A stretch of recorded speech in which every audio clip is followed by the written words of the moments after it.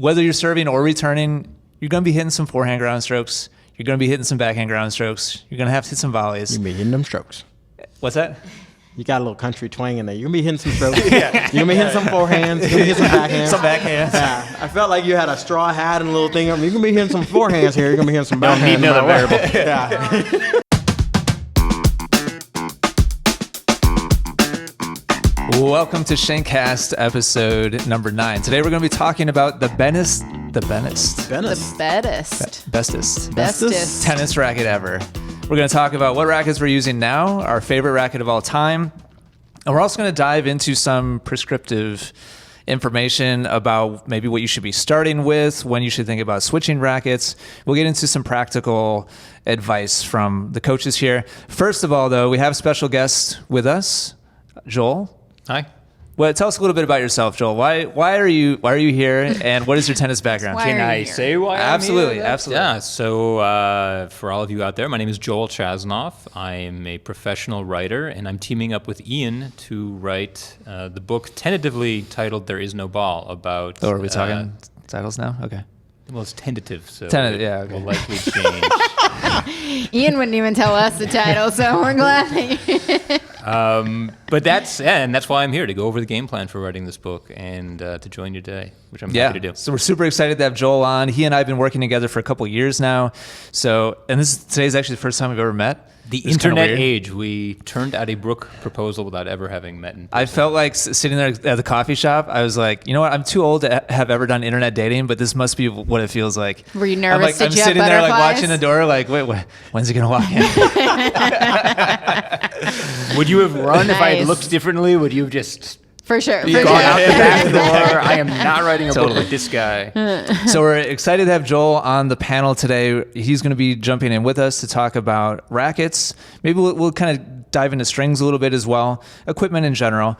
And we'll be talking about, as I said, our favorite rackets of all time, what we recommend for players. Really quickly, before we dive right into it, this is the last chance. It's only until September 31st, right? 30th? I forget every time. September 30th is the last day that you can leave a rating, a review, send us a screenshot, and get a free course of your choice from Essential Tennis.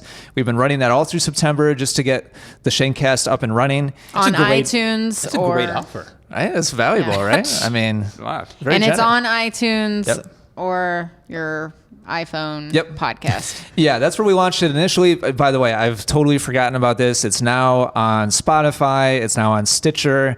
Basically, wherever you download Google Play, wherever you download your podcast, you can now find the Shankcast. But if you want a free course, you have to review on Apple Podcasts because that's the way the media world works. So get your screenshot in by September 30th. All right, let's dive right into it. And let's go around this way, or I can start if you guys want. All right, go ahead. Go for it, I'll Ian start. Westerman. So let's answer both questions. We'll go around in this direction. Favorite racket ever, and what racket do you use now? I grew up playing mostly with Wilson, and when I went into high school and kind of transitioning towards college, Wilson was just kicking off their big string of Pro Staff 6-1 frames. There was the Hyper Carbon, there was the K Factor, I think it was. Oh yeah, K Factor. Yeah, there was like a string of like 3 or 4 of them in a row, and I went through that entire series starting from like late high school through college. And so I'd have to go back, like probably my earliest memory of that series was the Hyper Carbon 6-1 Pro Staff. I'd have to say it's probably my favorite racket of all time, just because of the memories, I would say. But I went through that whole series of rackets, and now it's discontinued, which is... Pro Staffs are notoriously heavy, right? Yeah, they were all in like close to 11-ish, the 6-1 was. And they had a couple different girth varieties Sorry, of it. 11-ish means what? Ounces, sorry. Around 11 ounces. Okay. Yeah, thank you. It's good to have Joel Yeah, in. it is. I think usually in terms of grams. So what would you have any idea what to be? Yeah, that's like around 305 or 310, I think. Okay. I could do a conversion real quick. But around 300-ish grams is where that frame usually hung out. And that's my sweet spot. Like I think it's more than that. Is it? Dude, when I stop Yeah. talking, Yeah. I can't do 2 things I at would once. think so, only because I play with a 305 gram racket, Yeah. and Nice, gotta know. it feels like a very He's light. checking. Yeah, let's see. 11. ounces is 311 okay. grams. Unstrung. Correct. Unstrung. Yeah. Correct. Yeah, unstrung. So yeah, right in that ballpark is my sweet spot. There has to be more weight in the handle than the head for me, non-negotiable. And it also has to be on the stiffer end of the spectrum. I hate flexible rackets. Just feels like mush to me. And that's the case for me across all sports. Ping pong, I hate the squishy paddles. Golf, I hate flexy shafts. Like I want to feel, when I mishit a ball, I want to feel it reverberate like through my crap entire in your body. I want to feel it in my elbow for the next week when I mishit a ball. Nice. So yeah, that whole series I loved, and they discontinued it a couple years ago. I'm currently hitting the Burn FST 95 square inch Wilson, which is also discontinued because Wilson doesn't really make a 5 3/8. Not 5 4 and 3/8. 4 and 5/8. 4 and 5/8. Sorry, I switched my Wait, they don't make a 4 3/8? 5/8. 5/8. 4 5/8. They only have like one. I think it's the Federer racket right now, which I'm not super fan of. So that's my story. Things you mentioned have raised a bunch of questions for me. So I want to let everyone finish and go around. Yeah, but please. There are definitely things I want to ask you about. Excellent. Like you said. Perfect. Yeah, we're going to dive deep into gear in general, so definitely keep that in mind, Joel. And let's go over to Mr. Garlington. Well, since you made it a whole story where you went back to high school, I'll start there too. Back in the day. I was literally just going to important. list and move on. So High school, I started off with a Dunlop racket, but then I graduated to head rackets. I really enjoyed head rackets. I think the grip is also a little bit different, the European style grip where it's longer on the top. I had a couple of Agassi. Meaning Radical, the side bevels are side a little bit bevels wider. are a little wider. Yeah. I had a couple Agassi 260s, the yellow and black one back in the day. Yeah. When I was sporting the shorts and the bandanas. But then That's really why I married I'm you. sorry? My friend just bought that online. They're the Kevin. 25th anniversary There you go. edition. I might have to go back. I With might the have to rubber go band. back. It comes with the rubber band. Oh yeah, that's classic. I like that. And then college though, I graduated kind of going up to the Prestige. So you had I was going to ask you because I knew you were a Prestige guy. I was going to ask if you use that in high school. That would be pretty hardcore. So you had the 260s, and it was flexible to stiffness. I'm trying to remember. Prestiges, I think, are more flexible, aren't they? Yeah. Yeah, I think they're they more are. flexible. So It's a beast of a racket, though. Oh yeah. So well, you heavy, had and he added, the real man's Prestige, which was the red 85 square inch. Yeah, it was 12 ounces and or that something thing, the flat crazy. bumper guards. yeah, the Yeah. flat bumper Yeah, guard. yeah, I didn't yeah. have one of those. I had the next to the gray That ones that were literally a hurts little, your chest a little and bit stomach bigger. and everything when you hit a I bad saw ball. one guy, and no joke, in college when we played, and he played for the school, and he's just absolutely a beast of a guy holding this twig of a red Prestige. I was like, yeah, that guy. You're he's going to hurt me. Yeah, so like this. I got I think it was the gray when they had it might have been Hypercarb, some deal. The gray and black ones, 7 inches. The thing though in college, I weighted all my rackets with a ton of lead tape. So probably my Where did rackets. you put the lead? I put on the grip. Everywhere. Every bevel, no joke, every bevel had a strip question down here. it. And then I had a strip going around the bevel. Then I had a strip in the throat. Did you and know the total weight of that it racket? was like 13, 14. And I had a strip on the you the thought frame. I was not exaggerating when I said No, yeah, everywhere. yeah. It I was used everywhere. to, right when I early. Is this the gray Prestige you're talking about on the right? No. No, it's not. You got to go back a little bit more. But yeah, it was a really heavy racket, which I enjoyed playing with. I think. And What what do are you you play hitting with with now? now? The Wilson. I have 2 rackets of choice kind of right now. The Wilson Ultra and the Wilson, I guess it's the last Fed 6 point. It's not the Federer one. It's the 6.1 equivalent of that, but lighter. It's like the 10.5 ounce one. And you have the smaller Ultra. Yeah, like I have the not 97 and the 98 rackets. Yeah. With grip size like a 4 and 3/8. 4 and 3/8. Yeah, 4 and 3/8. Sometimes I With an think the other overgrip. ones were a little smaller. I did a Google image search for head Prestige gray Gray. old, and this is Oh, yeah. There's it's a, a woman picture of a woman checking her head showing for her gray, gray hair. hairs. That's definitely not it. She's got quite a That grip was size it. too. That right? was what it was. All right, Megan. So when I was younger, I hit with a Prince Synergy 28. Classic. And then I switched to the Prince Synergy 26 after that. What does that refer to? The 28, 26? Is that I think it was just a model number. I think I it remember was. those. There's no- There wasn't any difference, I don't think, very much. There was, but I don't Is that remember. The Is that the 28? synergy? I don't know. Is that the 28? Was the gray one or Sorry, the podcast listeners. bluish? It says They're 26. greenish It says one. 26. Okay, no, it was a lighter gray. The 26 is a lighter gray. Oversized. I hit with the oversized one. That was when we had like mid-size and oversized rackets. That was you all know? the rage. Yeah, it's like the bigger the better. Yeah. So mine was 100. I think oversized was 100, which Oh. is what everything is That now. sounds super huge. Yeah. And then I really loved one of my students when I was probably about, I don't know, 20 something, maybe 20 years old, hit with a, what are you looking at? Chip in the throat. It's supposed to be some. This is. Oh, yeah. Kevin's I showing a remember picture of his that, head, right? Yeah, there's one with the microchip like in the throat, right? What did they call that? They had a line that did have a microchip in it, but this one. It wasn't that one? Yeah. Oh, okay. Sorry. Yeah, and then I had a student who hit with the white Yonex. I don't even remember what it was called. You'd have to look it up. But I loved that racket. Probably more than any other racket I've ever hit with in my life. I never had it. But you didn't play with it though? I Sounds like a fairy tale because we story. were sponsored by Wilson at the time, and so that was what it is. But I loved that white Yonex. And then now I hit with a Blade 104 Wilson, and it's Sweet. fine. It's fine. That's big, right? 104? It's 104. It's not as big as I thought it would be when I hit with it. I wouldn't have guessed it was 104. Yeah, it doesn't feel any bigger. Don't they make a bigger than- one, though? Yeah, they make a 108, which seems huge. Is it 108 or is it 110? 10? Oh, they make a 110, I think, too. Yeah, it's like a snowshoe. Yeah, but the 104 is the same one supposedly, Serena hits with. Right. In quotes, I say.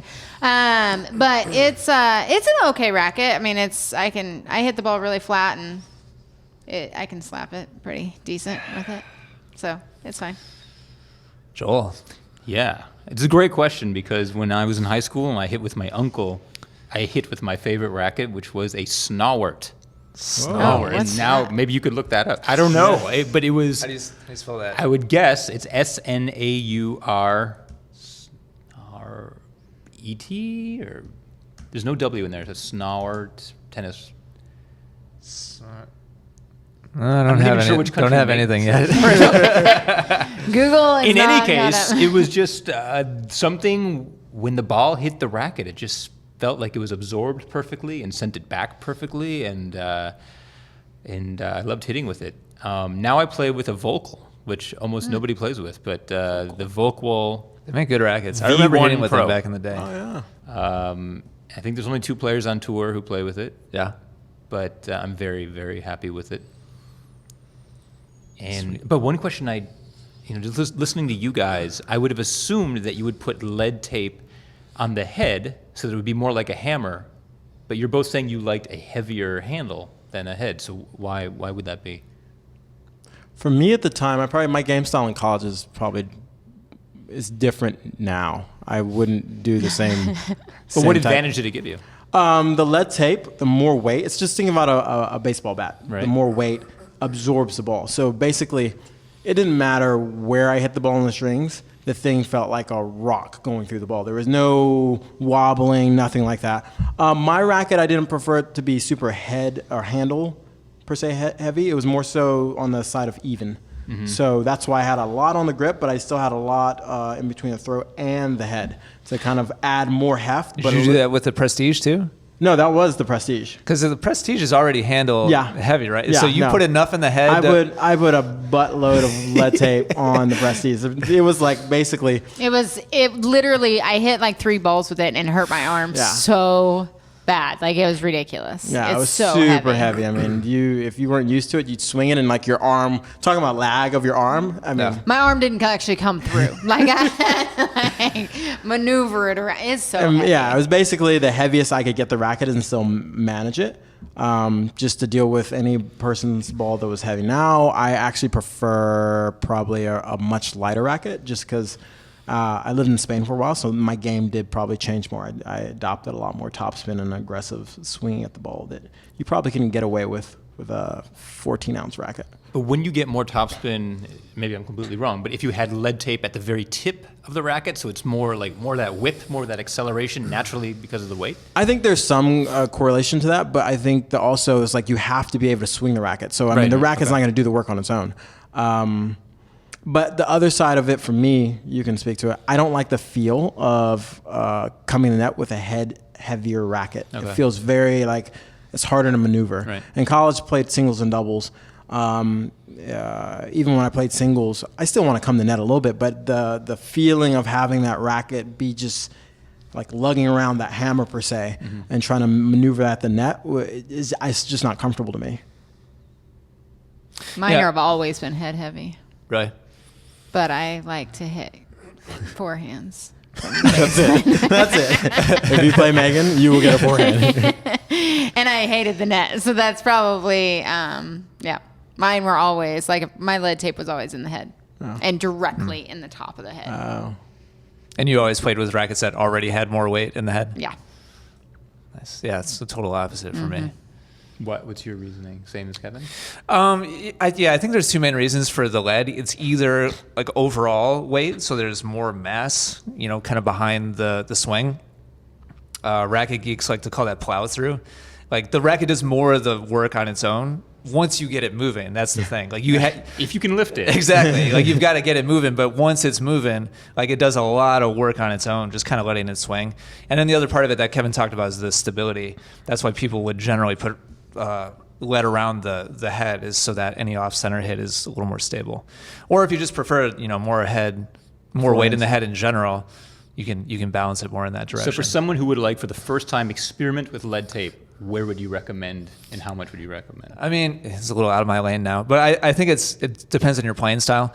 If you're a baseline grinder, then probably more in the head, like Megan's talking about. If you're like a serve and volley player, then more in the handle is what I would start with. What do you guys think? Yeah, I agree. I would say, Or if you want to play it safe, you could find the balance point and just kind of stick right. If you don't want to mess with the balance of the racket, you could just put it right where the balance point is, or put equal parts. Can it be removed if you don't like Yeah. it? Oh yeah, You can? I would experiment for a couple Just of don't weeks chew on on it. different, like putting it at the top where Megan's talking about, putting it at the top corners, and then I settled on putting it on the sides. I think a good lot of tip. people in the beginning Thanks, Sam. can get away with putting a little bit on each side to help with the stabilization of off-center hits.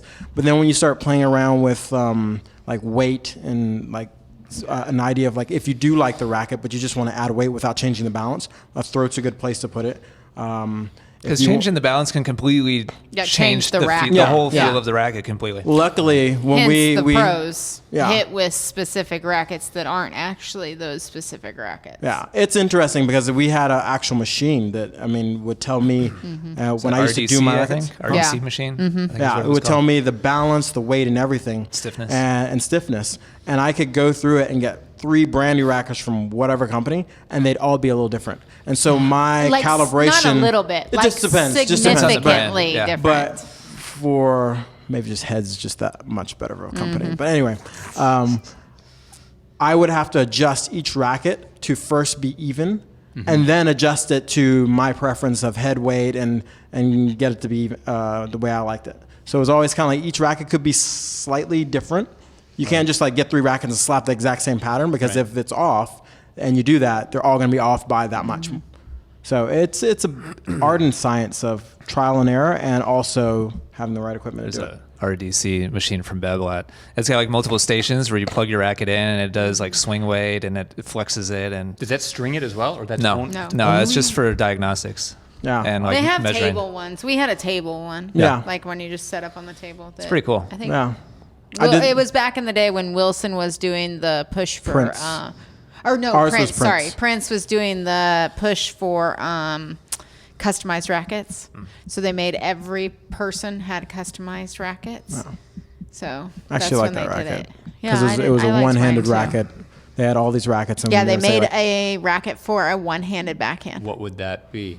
I think the balance Another is more $20. even versus head heavy or handle heavy. I like the racket where it's sort of even. I feel like if it gets really head heavy, especially with a one-hander for me, Right. I feel it like it's a little. I feel like it's late. Okay. When it's even, I feel pretty comfortable on both sides. And I think that's another thing is like you get a racket and it feels more comfortable on one side and it might not feel comfortable at some other station. Like you feel comfortable on baseline, but it doesn't feel comfortable net, or it feels comfortable on your serve, but it doesn't feel comfortable. And so you have to find this balancing ground of where it feels comfortable for everything. Can I ask one more question? Yeah, go Yeah, ahead. ask away. At what point, though, is it not that the racket is good at the net, but not great from the baseline, but you're not good at the net, but you're good at the baseline? You know, That's like, a great and this is more question. players at like my level 99.9%. because we tend to blame the racket, but maybe our technique is off. So, like, at what point does it really matter? I'm not exaggerating. To me, I honestly believe like you can play with any racket.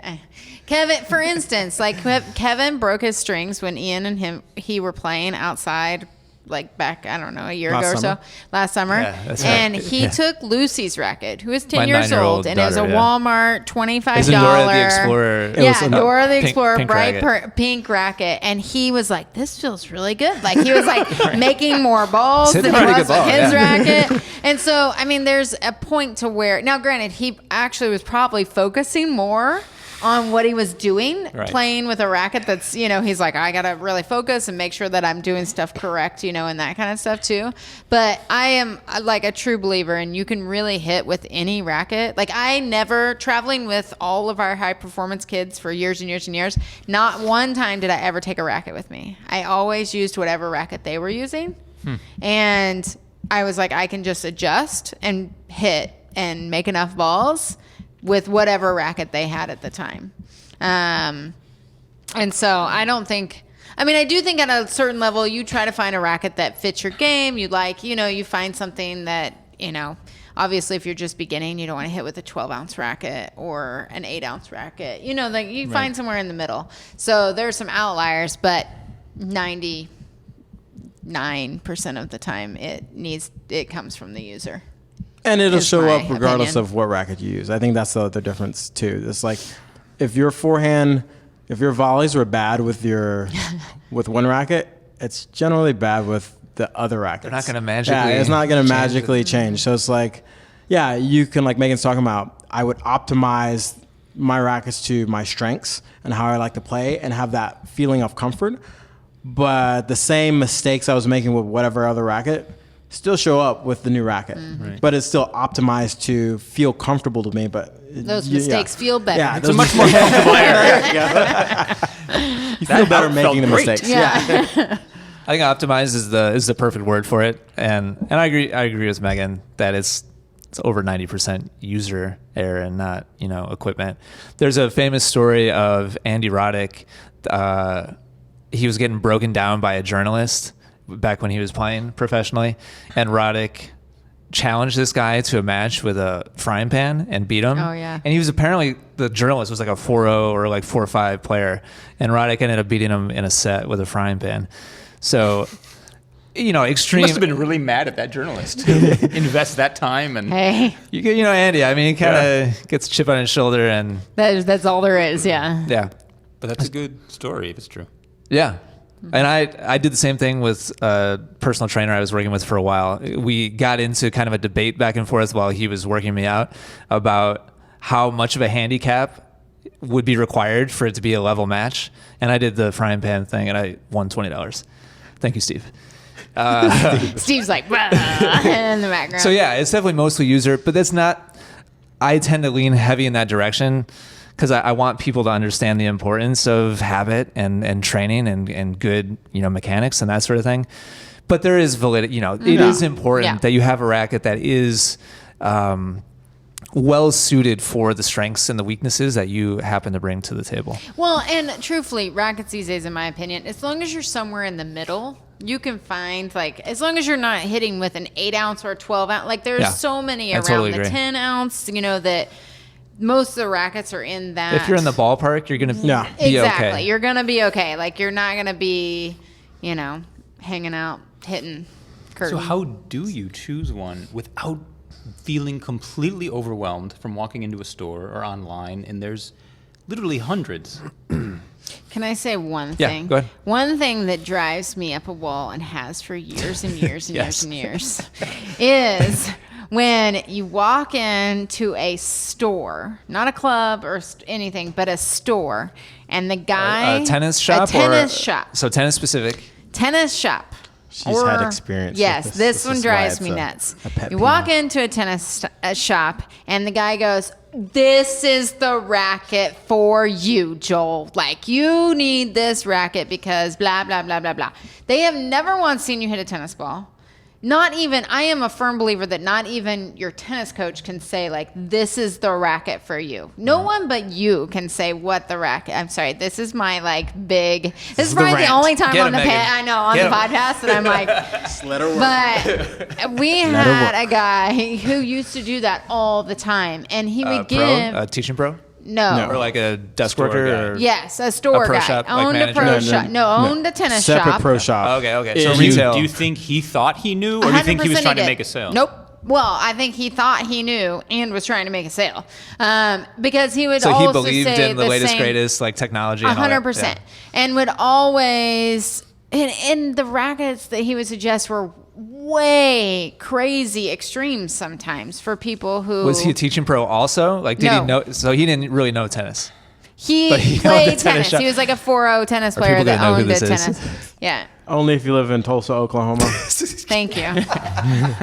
Yeah. But everybody knows, like, that was and he hated me because he knew that I used to be like, don't go there. Like, don't buy stuff. I mean, there's only like 2 or 3 pro shops in Yeah, Tulsa, I know. There Oklahoma. really is. Thanks. We can end it there. Don't one on don't Main throw 'em Street. under the bus. But yeah. So and I would never ever tell anyone, like, this is the racket you should play with. Even if they asked me, I would say, I will give you 3 or 4 and you go out and you can choose. And would they have different characteristics, or would they all be in the kind of the same ballpark? They would all be in the same characteristics in the sense, once they've You already wouldn't give them kind a head of, heavy and a handle heavy and a evenly balanced. They'd all kind of be in the same. once they kind of knew, like, if they were like, I kind of like this racket, but I want to try something new, which was 90% of So you're all going based on players, what they were playing with before, What if unless they it have was an no outlier. tennis experience at all? Then I would give them like one on each end and one in the middle and say, what do you think? And then give them another 3 or 4 once they picked like extremes, something. Yeah. Then I would give them another 3 or 4 around there. And I'm a huge believer in, you need to hit for a full week with each racket, because you could have a great day or a great couple You days. always have a great and day you're with any like, racket. With any this racket. is an amazing racket. And then Amazing. people buy like, oh, I need 3 of them. these. Yeah. And they spend $600 and then they go like the next week, they're like, well, this racket's horrible because. But that means it's like a 2-month process. It could be Yep. to choose. For sure. I But mean, you you're gotta think about, investing, you're gonna invest and play with this something racket. that you're gonna Right, play right. with I'm for just saying it's 2-3 not- years. Like it's Like $600-800. right. No. You I feel like you should put forth the I don't feel like people could be like, oh yeah, this pro told me that I will be great with this racket, and I go out and I hit and I have tennis elbow and I have all kinds of other issues because it was an extreme racket. And I think for most yeah. beginners, when they start off and when you really start playing tennis and you get a racket, it's usually around $200. Mm-hmm. So it's not like you're just going out and like, oh, I'll get For another one. racket for one. Yeah. And then you start getting more serious. You need 2 rackets. So yeah, it's definitely an investment. I just say it's like underwear. I mean, either like boxers or briefs. I've and never worn $200 underwear, but I haven't, And but I again- imagine That if sounds I good. did. I know. Everybody here's like, that's not a bad idea. In the sense that You're gonna you're trade the- them back break in out the after a lead week tape. of wearing them. No. Listen. It's a preference. The whole idea of having preference. If you're like a boxer guy or a brief guy, or you're maybe a Bikini boxer brief? brief. You never? You could be a bikini guy. So you have to try it all out before you know what fits. I know what underwear is good for you. Yeah, exactly. As soon as you walk in. I mean, yeah. Can you imagine walking into a store and it's like, you're a boxer. But actually, women's stores do that all the time. Like lingerie stores, like you go in and they're like, this it's a whole bra nother is category. for It's a whole that. nother- So this doesn't really we're work have to for translate women. No, this. It it might doesn't. be like a bra thing.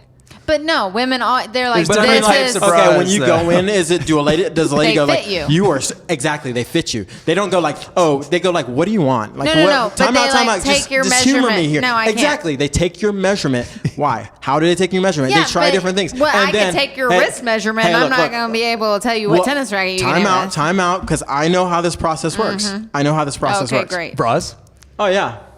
Don't go in there. But anyway. Don't ask. But I mean, there was a moment, a time where you have to go in, you have to figure out, it feels comfortable. You know, you go back Are and you forth. still a little talking bit. about bras? Yeah, and rackets at the same And- time. okay, And so underwear. just wanna make sure. This is This is a great shop that we're going to open. That's a great idea. Tennis rackets, Sensual bras, and tennis. sensual Lunch. tennis. Finally, we found the crossover segment. Yeah. It's Okay. sensual Anyways, tennis. that was so yeah, I think it's just extreme it answering. is a personal preference. It takes some trial and error, and everybody's different. I mean, I've had people where like, oh, this racket feels great, and I hit with it. I'm like, oh god, this feels awful. Like kind of like you guys were saying before. Pro at our club used to love rackets that were like insanely flexible, like super gooey, like the ball just bends. yeah. I don't like that. I like it to be flexible, but not like. I like to be flexible, but then I string it super tight, so it's like the best of both worlds. So yeah. So my point being is that it does. I do think it's a process, Yeah. and I do think that it takes time. I think there's too many people that are like, I hit once with this racket and it's amazing, and now I'm going to buy 5 of them. Yeah, I think it's usually a weekend choice. You go Right. in on a Friday, demo to a Monday, and you're done. I've Right. made that And I mistake don't- though. Yeah, and then so many people end up hating the rackets, and that's Yeah. why they switch less than a year later. I used to work at a racket shop, and I would like try something new and go out and hit with like, this is amazing. 'Cause you And always then hit amazing the Two first weeks time. later, I'm going, this feels awful. Yeah. So Yeah. But I think if you give it a week, like I always say, if you give it, at least 4 to 5 days of hitting, and you hit with it, and over a Go period play a of match time. with it. Well, not even that. Like if you just like hit, 4 or 5 days, like you're gonna have a bad day. Everybody's gonna have one not as good day in a week hitting. Where if you go out and hit for 2 days, you might have 2 unbelievable days of hitting, and you don't want your racket based upon go play a match with it. how great you are hitting. But you could be playing here- great here's the in thing, a match. though. I think you play a couple matches because I think for me the place where it shows up the most, if you really like a racket, is when you're in a clutch situation Pressure's on. and pressure's on, Yeah. and then the ball flies and hits the tarp, and you're like, what just happened? You really want to invest a potential Eldo into the fitting process? Oh, yeah. Like we're already Yeah. investing a week of time and the money for the Because, demos okay, and all that. so here's what- And how we're I gonna look put at a match on the line too. Yeah, I think you do, because I think, and here's It's the a thing. practice match. No, practice a real, because you keep your normal racket with you and you switch if it's that bad. But I mean, here's the thing: if you don't do that and you go to a match and a pressure situation starts happening, you're like, what just happened? No. And balls are flying everywhere, and you're like, oh god, I hit with this thing for a while and I thought it was good, and the pressure wasn't maybe on. I think matches are a great place, and it could be a practice match, but matches where there's pressure on the line, it really, I think for me, tells me where the holes are and different. how I it feels. used to Yeah. not let the kids go back to their other racket though. Really? Yeah. It's like, I that's it? Yeah, Like- it's like you have to hit. You make a decision. You have Did to you hit let with them it. take as long as they wanted to make the decision? But yeah. once they decided, once you cut it off, then you're cut off. You're like that was fine. Wow. Like, but if Throw 'em in the you garbage. always have like the clutch of like, well, I'm hitting bad today, I'll just hit with my Sure, racket. yeah. Then you can't ever be like, I really didn't like that racket, or I really loved that racket. And so I was really firm on, you at least need to hit with it. Like people like come for 3 hours or something to the club, and they'd be like, two hits in, oh, I hate this racket. And I'm like, yeah, no, you can't do that. Like you're gonna hit the whole day with it, and then at the end of the day, if you truly hate it, then we'll move on. But like I think that's the sign of like, should you switch? If you're running back to your bag, you're like, that's probably not the racket for you. Okay. I can see both ways. I think it kids kinda are depends. crazy and don't know what's going on. Depends on how stark of a contrast it is, because like what you're saying, like there's going to be some ups and downs. Yeah. It's not like you're always going to have a good day with your new racket. So, Yeah. I don't know. Yeah, I agree. We But that didn't being answer said, any I've stuck question right like there either. in the same lane with my frames for like basically my entire career. So I know what I like and what I don't like, and so it's pretty. That's interesting. It's pretty fast. There are very few people that know what they like and what they don't That's like. what makes though. it hard, Yeah. for sure. Yeah, I was going to ask Joel, how have you, because you've been playing for a while, do you have a clear picture, do you think, of like balance, weight, head size, etc.? Do you have like a general like ballpark picture, or is it kind of all over I the just map? know that what I play with now, I'm not so aware of the racket interfering with anything. I have played with rackets where it felt like it vibrated. There's one brand which I mentioned to you earlier, and I won't mention now. In particular, whenever I play with Go that it, brand, do it. Oh, come on. Do it. It'll feel good. it's Babolat. I just feel like it. They're pingy. Yeah. And then there are others where I don't know.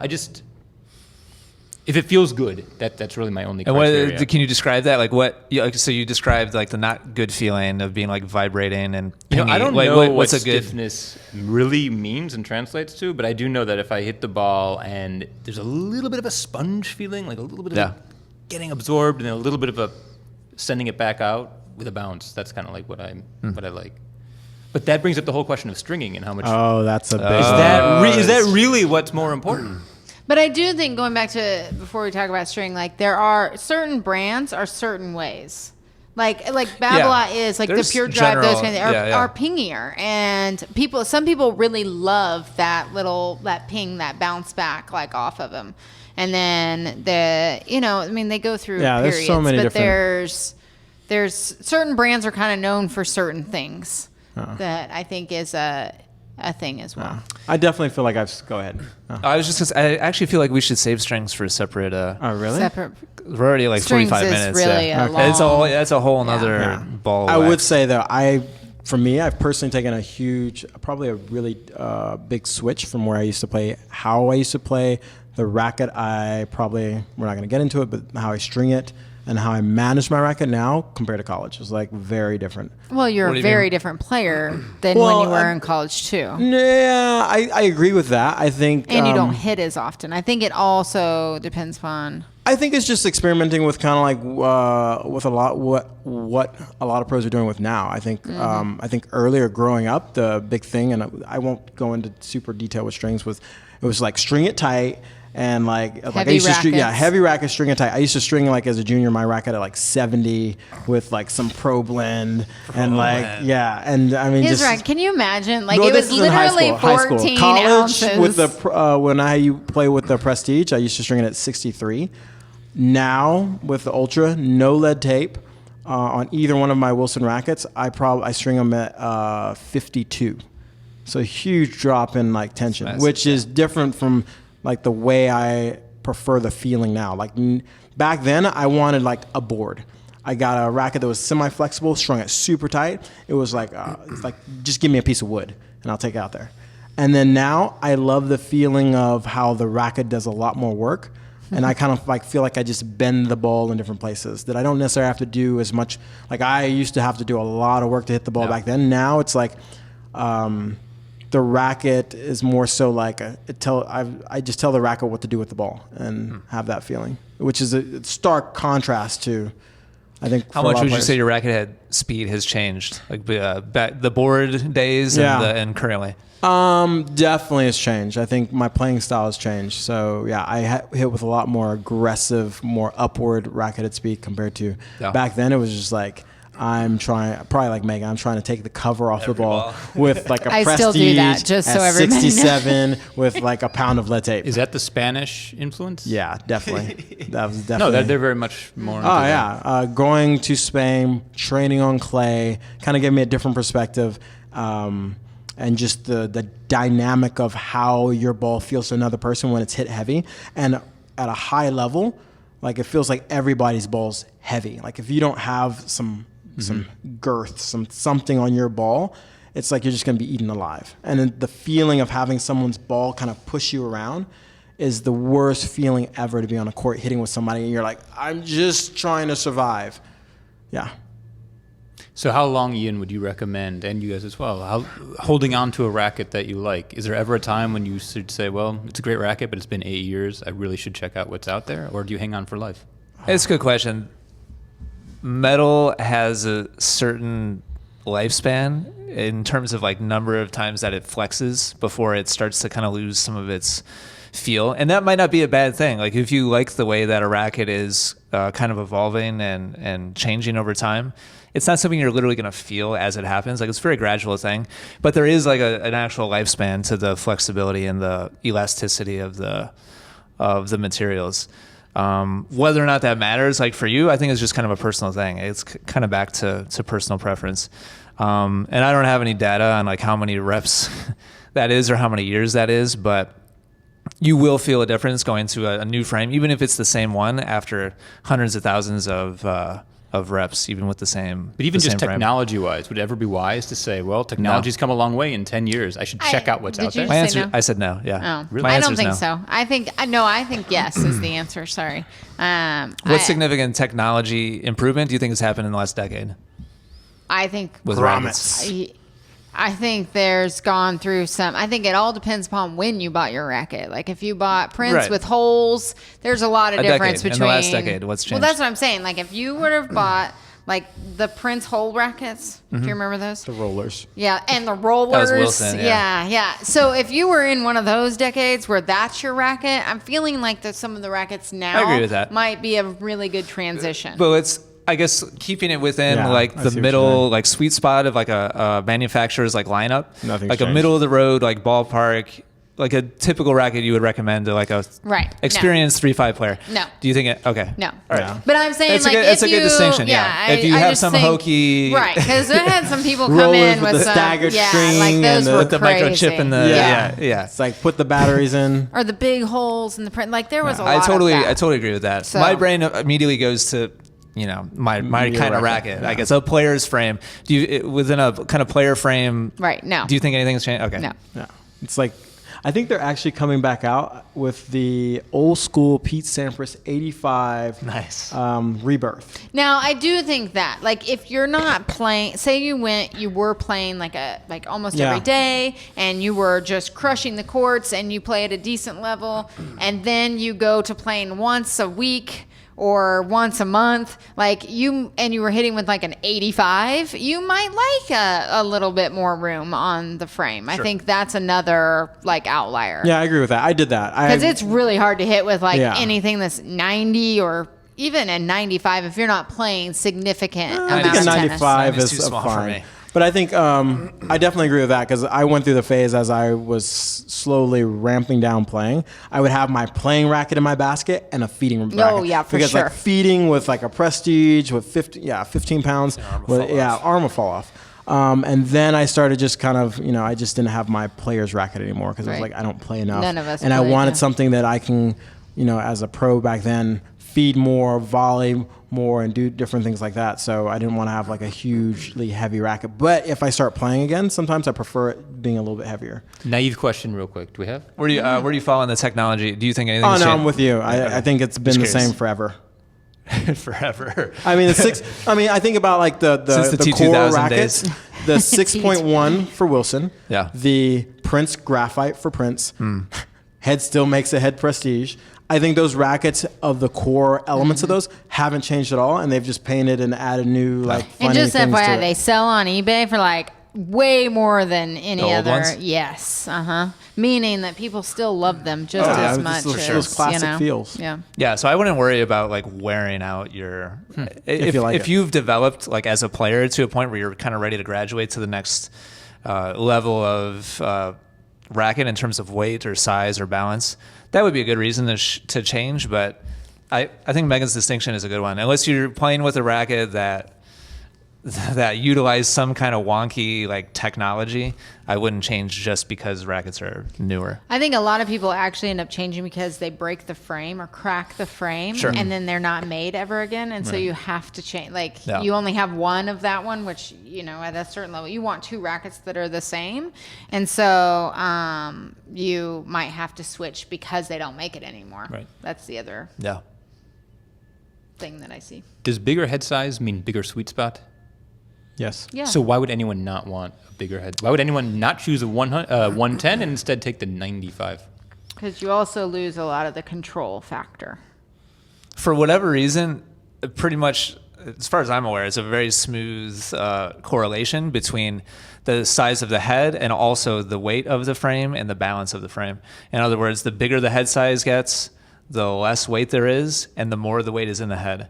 So I'm not aware of any like 11-ounce rackets that are also like 100 and have more weight in the handle. You know what I'm saying? Like it's pretty much a smooth transition from like one towards the other. So I think that's kind of the biggest reason why. If you're a better player, you tend to like heavier and more weight in the handle on average, and those are just all smaller head size. I also think even if you were to put a ton of lead weight on something that was like 110, like you're going to sail the ball more than you would with a smaller sweet Gotta go spot. 70 pounds. Yeah, so you got so you got to figure out like there's a middle ground. Like, but I will say most of the people, most of the rackets now are all 100. Like they've stopped making, like there'll be like one exception. Nobody's making the 115 right, but they've also stopped making a lot of like the 95s. There's not as many there. There's not as many above. 97 everything's is the new 95. like everything's like around 100, and so they don't have like oversized and mid-size like they used to years ago. That kind of thing as much. So. Yeah, it's weird now. I feel like instead of having oversized and mid-size, they have the same racket but in different weights. With different head sizes. Like every racket has almost like 3 different weight categories of super light, medium, and then like player. No. So MP, is that mid plus? Mid plus. Is that head size or weight? Head size. Like I think of like when I hear MP, MT. I think of like 97, maybe to 100 is like an MP. Oversize is like anything Above plus 100. 100, and then like mid. It's like 95 and below.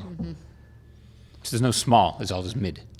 Small And then is like there's there's like rackets. one category of small. I think there's only like 2 rackets that it's like the Prince Original I used to play with as a junior, 90, the graphite 90, and the Wilson Pete Sampras racket that was 85 square inch. Yeah, And that's that just.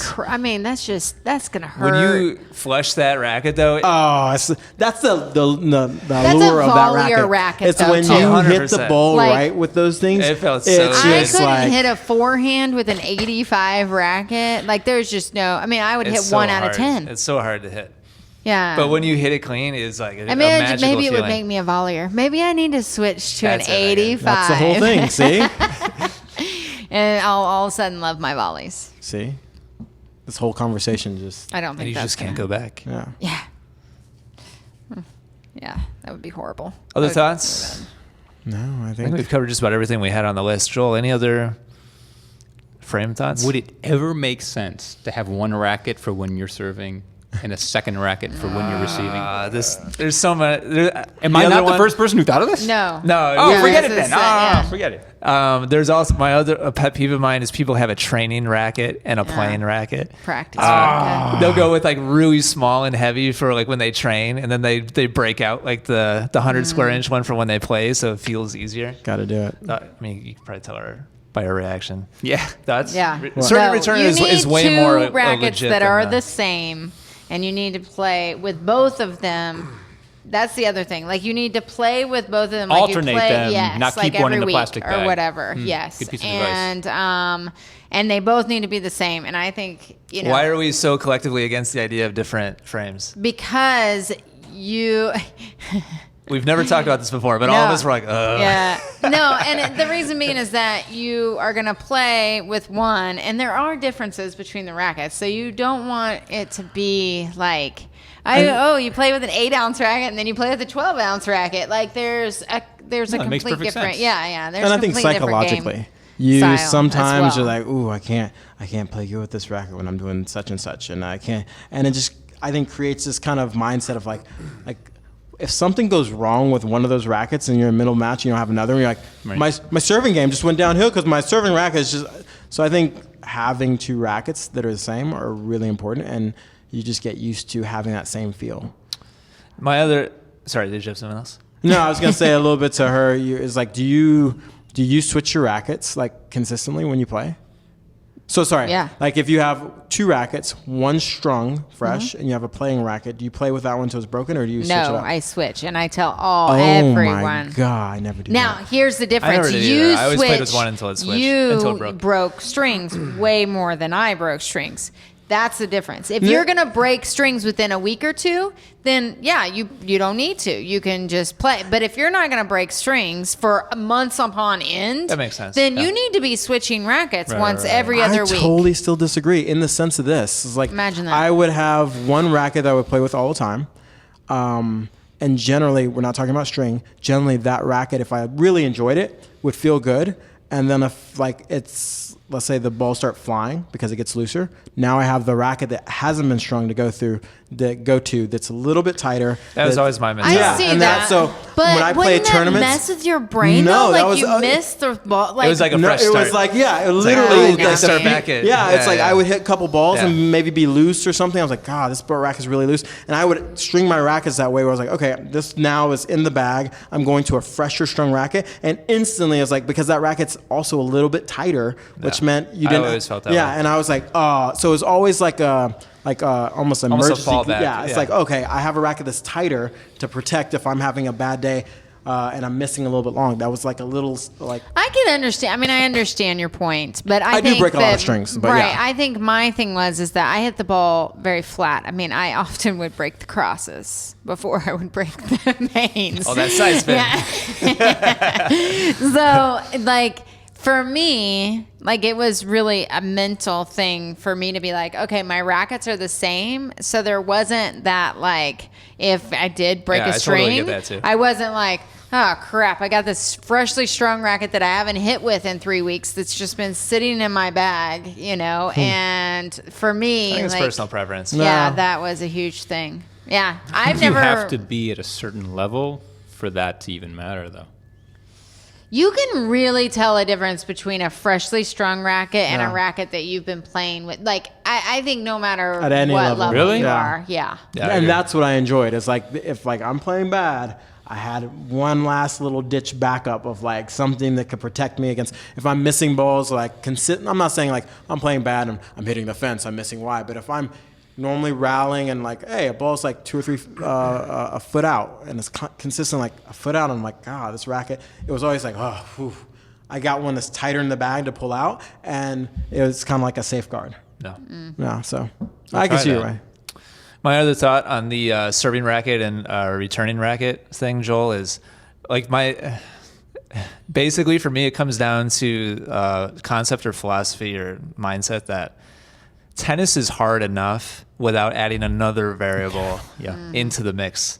And whether you're serving or returning, you're going to be hitting some forehand ground strokes. You're going to be hitting some backhand ground strokes. You're going to have to hit some volleys. You can be hitting them strokes. What's that?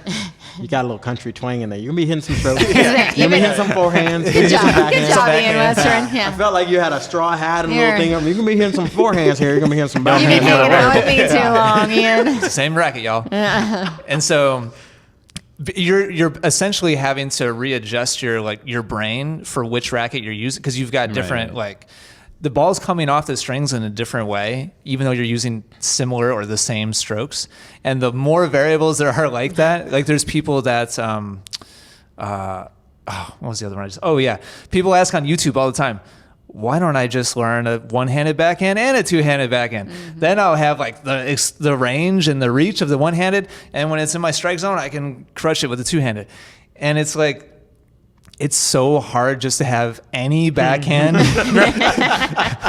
be good that Why why don't we just would get rid of our backhand and be Yeah, like Megan, who exactly, just slap forehands. all forehands all the time. All forehands. So all for the me, I just kind of have an underlying principle of just don't add variables. Like when you add variables, you just make the whole game that much, and it's like a compounding effect It's true. of like difficulty.